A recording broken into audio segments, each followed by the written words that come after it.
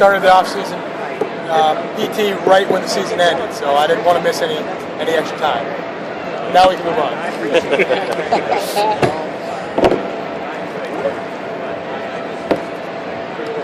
Since you've gotten here to the Pirates, how has the atmosphere in the clubhouse changed? Because as of a few years ago, it just looked all tense, stressed, but now it just looks like you're out having fun, like your brothers. I think the attitude, I think the mentality kind of in that 2009, 2010 realm for me, not for me, but I think the overall consensus was almost a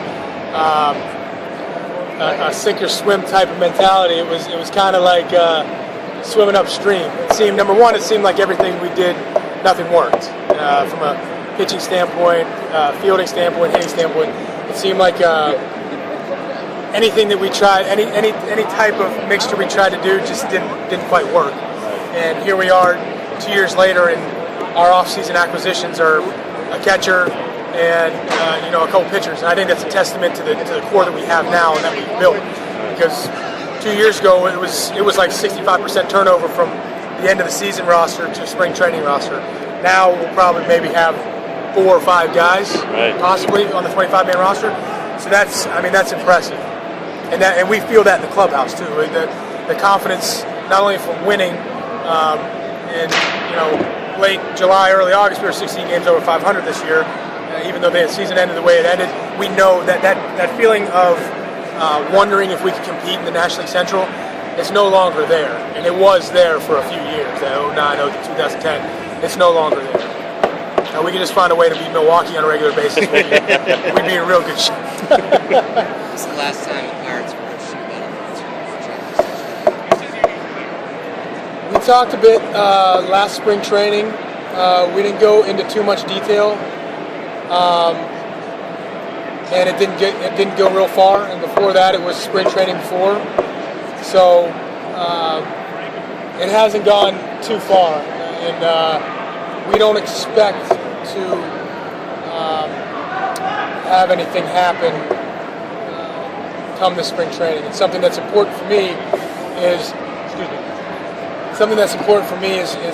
not really talking during the season. That's one thing that I'm pretty adamant about. If something's going to get done, I'd rather have it in spring training or postseason or after the season in the off season. I just feel like for me, my focus on a daily basis, and when they came to talk to me a few times once during the season, it wasn't good for me mentally. So I'm very open to it. I hope that we can get something done, but as of right now, it is where it is. It's still pretty much the same as it was last spring training. Are you waiting for them to come to you, or do you have your agent?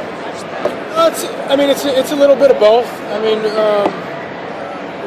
We've had talks with their counsel, with Neil and with Frank, and they know that I want to be a Pirate for a long, long time. I've expressed that I want to be the Cal Ripken of this organization, and I believe that I can. So that's pretty much where it stands. We've had dialogue. It hasn't been so much us reaching out to them or them reaching out to us. It's just kind of been trying to find some happy medium and middle ground. And eventually, I do believe that something will get done. But as of this point, it's we are where we are. And Ian Kinsler's deal, modified for Super 2, seems to be like a great template for him. I don't know his deal, but I am somewhat aware of it. The Howie Kendrick deal, his deal, and some of these deals out there. So, you'd be correct to say that there's something that we're going to look at. So, got a few seasons at second base now. Looking at some of the stats, some of the advanced metrics, and then even on the field, looks like your defense is progressing along. How do you feel in the position now compared to where you were, a few years ago? It feels light years ago that I was in spring training in 2010 playing left field, first base, right field, catching every once in a while, second base, third base, and some first base. So, fortunately, I don't have to worry about that anymore. But I've had such great help from not just Bill Mazeroski, Nick Leyva, Carlos Garcia a couple years ago, Clint Barmas. He played the position when he was with the Colorado Rockies for a long period of time. So for me, my goal was in spring training 2011 more than 2010, and obviously last spring training was to do what I could, get as much reps, take as many people's breaks as I could. And fortunately, my athleticism, I was able to pick it up fairly quickly, but it's still not. There's still room to grow there. There's still a lot of room to grow, but the fact that I was able to finish last year second behind Brandon Phillips in the Gold Glove voting was something that I'm very passionate about. Obviously, this year didn't quite go the way I wanted it to, but from a defensive standpoint, I think I did pretty well. And like I said, there's still room to grow. What effect has Barmas had on your defense, do you think? Of my defense in particular, or defense in general? Either one. He's the integral part to our defense. Shortstop, in my opinion, is shortstop and catcher the most important positions on the field. Clint does a great job of separating his offense and his defense. And there's not a guy that cares more not only about his performance but about the guys around him than that guy. There's nobody I've ever played with that's more passionate about his teammates and about winning and about him doing well. And we learned so much from Clint this year because of how much he struggled offensively. He struggled so much for two and a half months, and then just the slow grinding climb back to getting somewhere close to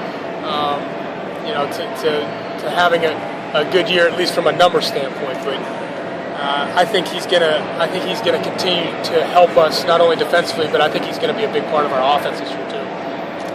Now, with Jay Bell being the new hitting instructor, has he decided, or is he going to change anything about approach at the plate? Is it leave it up to you, decide what your strengths are and how to work around it? I think having a brief conversation with him today, because today was the first time that I met him because he's been gone for a little while. He was over in New Zealand working with their team. It sounds like he's the type of guy that's less talking about mechanics than he is talking about approach. And I think that's probably something that he was obviously good at when he played, and I was a huge fan of his when I was a kid, but didn't know exactly what he was good at. I know he was hit and run type guy, moving them, really good two hitter. So I think I can learn a lot from him in that sense of the order, because there's probably a good chance I'll be hitting the two hole.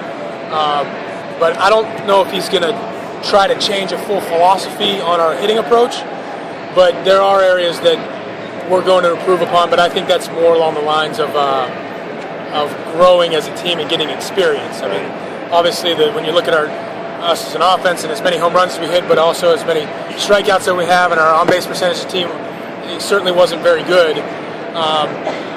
We have some interesting mixtures to where if we can find a happy medium, find a way to cut down on the strikeouts, but still hit home runs. Obviously, everybody wants to do that, but there is a mentality as a team. When you get to two strikes, or if you're in a 2-0 count, 3-1 counts, where you get a little more aggressive, or you got to choke up on the bat, with one strike if you got an ace on the mound. I'm sure those are things that we're going to talk with him about, and he's extremely knowledgeable, and I know that we're going to be able to learn a lot from him. I've already had a good conversation with him. So, but as far as changing the whole mindset of the team, I don't think he's going to come in and try to do that, because I think what we did for most of June, July, and part of August, I think that's probably what's going to be our MO, is that guys, Pedro, Andrew, Jones, guys that can hit balls in the gap, score guys from first. So at the beginning of last season, everybody thought that, and we thought that we were going to be small ball, moving guys, bunting, hitting and running, this and that. Then all of a sudden we're hitting 3-run home runs and 2-run home runs on a nightly basis 3 times a week. So it's like, do you want to give up a run? Do you want to give up an opportunity with Pedro up to he can hit one to the river or off the wall and score a guy from first, as opposed to trying to steal a base with maybe guys, a pitcher that's quick to home plate or a catcher that has a good arm.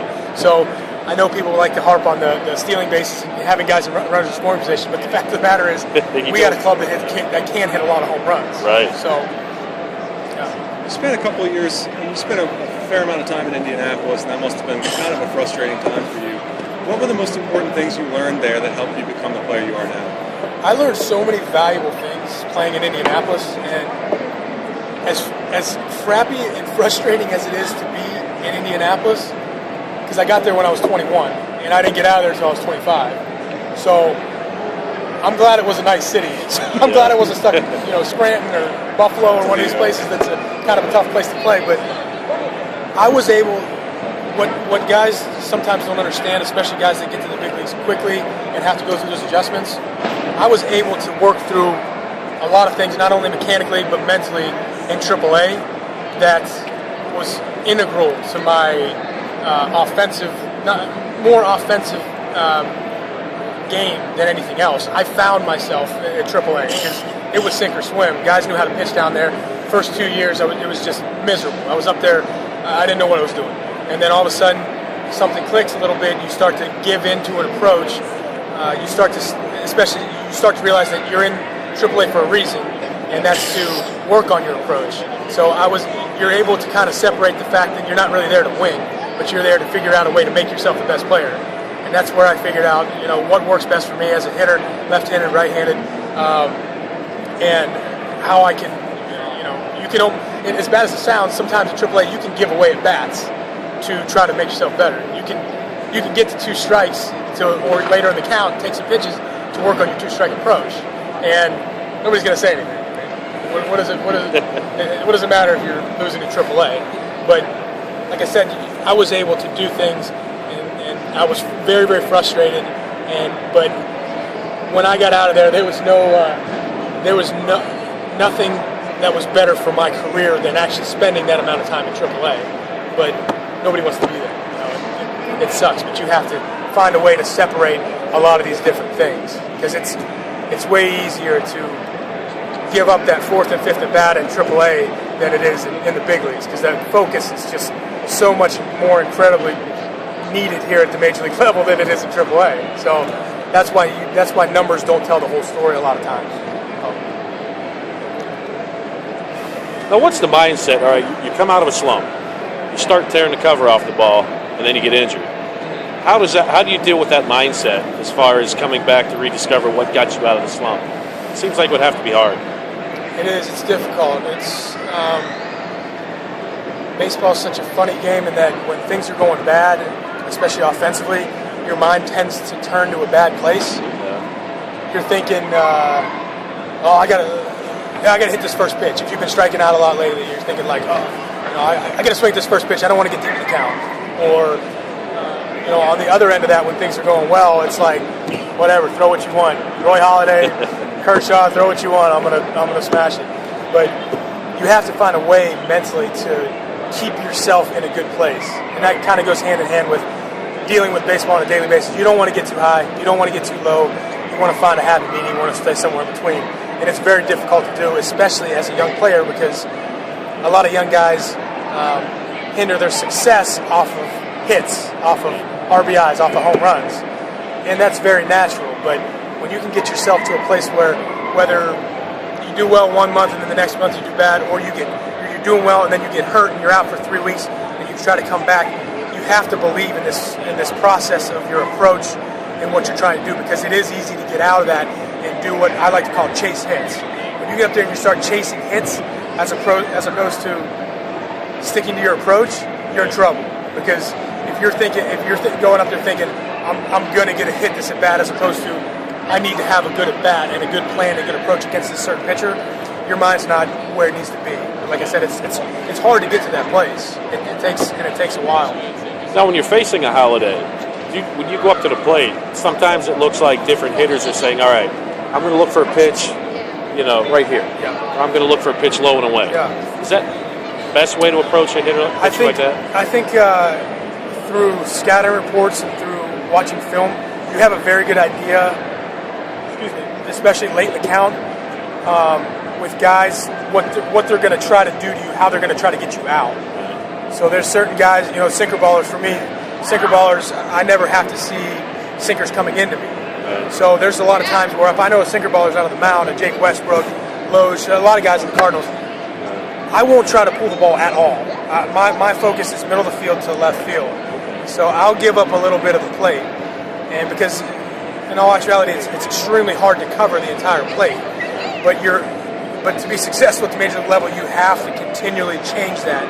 Because if I go a series, if I face Westbrook and Loge on back-to-back nights, and I go two for three against him, and then I go 1 for 2 against the next guy, there's a good chance that next time I see those guys, I'm not going to be pitched the same way, especially if I get hits where I'm trying to get hits, the middle of the field, left center, left field. But there are very special occasions where you will sell out completely on certain guys, and that's when sometimes you see guys take 0-2 fastballs right down the middle, and everybody's going, what the hell are you doing? Right. But you know, there's 98% of the time in those situations, there's a plan and an approach. Most people just don't know that.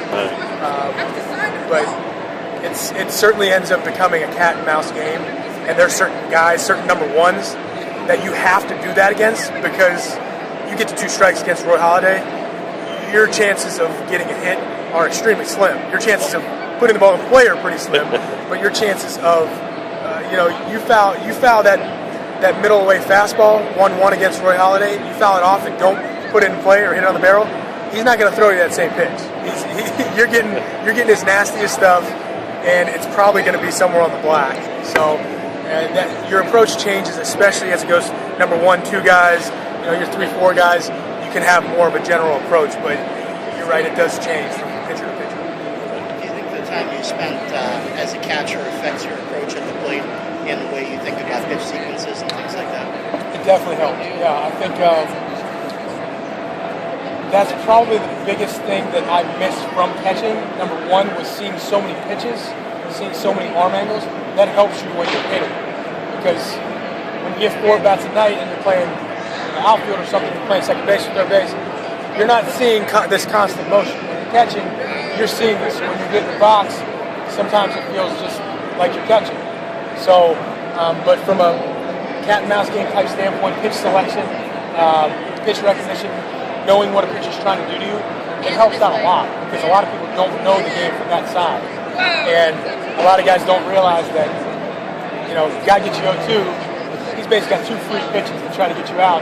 Most of the time, they're not going to be in the strike zone. AJ Burnett's pitching, you get there 2, there's a good chance you're getting maybe 3, 4 curveballs in a row. If you can't lay off of it, you're hats off to you, but you're probably not going to hit him. But it's certainly, like you said, to answer your question plainly, it's helped me a lot. That's the one thing that I miss probably the most about catching, and I've never really been asked that question. So I suppose a pitcher that the player does well against, a pitcher that the players never does well against. Who is it for you?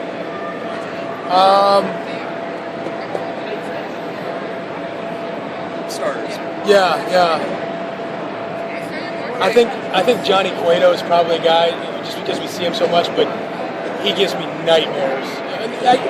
You know what? Now that this comes out, now that I think about it, he doesn't give me as much nightmares as Sean Marker does. I'm pretty sure I've had about 20 at-bats and maybe have had 2 hits. And he's like a Jeff Carson. You know what you're going to get. You know he's throwing you slow curveballs. You know he's throwing you 87-mile-an-hour fastballs away, but it's like that game where he's slow, and then fast. And he throws you 87, it looks like 95, and you're sitting on the bench drinking water. And then there's guys that, for whatever reason, I see the ball really well. Mike Leake from Cincinnati. For whatever reason, I've always hit him real well, and he's got really good stuff. So for whatever reason, I've been able to do well. So. Does it just seem all out of his hand? Yeah, it's a lot of different things. You hear guys say it all the time. You'll see like Corey Hart, for whatever reason, he couldn't stand facing Jeff Carson. Couldn't hit his curveball. Couldn't see him. He couldn't stand it. He hit a home run against him I think the last series, and we knew that going in, because he told him. He told Carson, he's like, I hate you. I hate facing you. He hit a home run. He went in the dugout. You would have thought that they won the World Series. He's like, oh my God, I got to hit against Carson. It wasn't just a hit, it was a home run. So yeah, when we play Milwaukee, the first thing I do is check and see who's throwing those 3 days, because it's like, all right, I got to really have your approach set when you face certain guys that you have tough times against. There's no rhyme or reason for it. You would figure it would be Roy Halladay, you figure it would be Kershaw, Johnny Cueto, and like I said, Johnny Cueto's one of them, but there's some guys that are really good that you see good, and there's some guys that don't have quite good numbers and you just can't hit them. What do you like? What would you prefer to hit? 2-spot or 5-spot? You know, that's interesting because hitting in the 2-hole in front of Andrew McCutcheon is probably one of the best places to hit in all of baseball. I mean, you get many, many more fastballs. You can be a little more aggressive. You know that you're going to get strikes. But for me, hitting in the 5-hole, I feel more comfortable. My numbers, I hit better with guys in scoring position. I hit better with guys on base. So there's a give and take of that. I think if I looked at my numbers from this year, I'm guessing I hit better in the 2-hole, but drove in more runs and scored more runs. Maybe not score more runs, but drove in more runs and hit more home runs in the 5-hole. And obviously with Andrew hitting in front of you, he's going to be on base more, and Jonesy and all that. And you're a table setter on the 2-hole, but you know, I'm hoping that whatever Clint decides to do, I'll be able to do well in that spot. I think that I can do well in that 2-hole. I'm not as much of a base stealing threat, but at the same time, I hit a lot of doubles. On base percentage is pretty good, so you know we can get Marte, one of these guys, to lead off and do a really, really good job. That's going to take a lot of pressure off of everybody else in that 2, 3, 4, 5 spot. Now, is Brock Holt going to see any time possibly this year at shortstop? I don't know.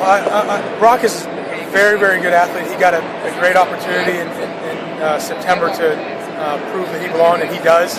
I think he went through some growing pains, especially after the first couple weeks. He saw that making adjustments to the big leagues is not easy, but he also, realizes and understands what he needs to do to get back, and I think he's going to be given every opportunity.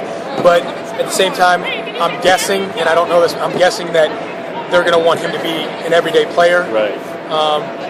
And so who knows how that's going to work out. But I do think he's a very valuable piece to this puzzle. But I don't think they want to use him as a utility guy just yet. So he'll probably start off at Indy then. I would imagine. But he, at the same time, he can run. He's left-handed bat. He could help us off the bench, but that's a very difficult spot to put a young guy in, as you guys saw with Jordy Mercer. Josh Harrison did a great job, but that's tough. I mean, you got guys normally do that, or Nate McClouse. Obviously, he didn't do that well, but when he left and was kind of that same role in Baltimore, he did very well. Matt Diaz, Lalo, people like that. Right. When you get a new guy comes up, how long does it take for you to acquire that sort of familiarity and that comfort zone on the pivot up the middle? It does take some time. We usually tend to talk about where you like the ball on double play feeds. That's what me and Barney talked about a lot during spring training, and the extra guys, Harrison, Jordy, and I think Brock was in spring training quite a bit. This is going back to last year. Those are the things we talked about. Double play feeds. If it's underhand, where do you want it? If it's thrown from deep short, where do you want it? If I'm feeding it, where does Clint want it? Where does Brock want it? Where does Jordy want it? Because it's always different. There's no one way of doing it. So you try to communicate as much as possible. And fortunately for us, everybody gets along, number one, but everybody communicates very well. And so those are very important things. It's tougher to do those things in the fly in the middle of the season than it is to do spring training. So that'll be on the agenda list, not just with Clint and I, but make sure that with the backups and the extra guys and the AAA guys, and make sure you're on the same page with them. You feel pretty good at this point as far as comfort with everyone on the roster? Yeah, I think so. I mentioned it before. This offseason is interesting for us because there's not going to be 40% turnover on our roster from the end of this past year to this 2013 spring training. Most likely on the 25-man roster. So we got our catcher. We're going to get a couple more arms. But really, that's it. And, especially on the offensive end, we got a couple people fighting for spots in the corner outfield spots. And maybe not quite sure what's going to go on at first base. Hopefully, Clint Robinson can come in and Gab Sanchez and those guys can work well together. And I think they're both great players.